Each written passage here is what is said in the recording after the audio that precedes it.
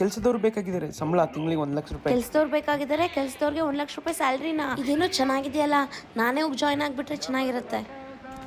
ಪಾನಿಪುರಿ, ಬೇಲ್ಪುರಿ, ಕಚೋರಿ. ಅಣ್ಣ ಕೆಲ್ಸದವ್ರು ಬೇಕಂತ ಹೊರಗಡೆ ಬೋರ್ಡ್ ಇದೆ. ಕೆಲ್ಸದವ್ರು ಬೇಕಾಗಿದ್ದಾರೆ, ಮತ್ತೆ ನೀವೇನ್ ಕೆಲ್ಸಕ್ಕೆ ಬರ್ತೀರಾ? ನಾಳೆಯಿಂದ ಬಂದ್ಬಿಡ್ಲಾ? ನಾಳಿಂದೇನೋ ನೀವು ಬರ್ಬೋದು, ಬಟ್ ಆದ್ರೆ ನೀವು ಚೆನ್ನಾಗಿ ಕೆಲಸ ಮಾಡ್ತೀರಾ ಇಲ್ಲ ಅಂತ ಹೇಳಿ ಇವತ್ತು ನನಗೆ ಡೆಮೋ ತೋರಿಸ್ಬೇಕಾಗುತ್ತೆ. ಹೌದಾ, ಸರಿ ಅಣ್ಣ, ಎಲ್ಲ ಕೆಲಸ ಮಾಡಿ ತೋರಿಸ್ತೀನಿ. ನೋಡಿ ಏನಾಗುತ್ತೆ ಅಂತ.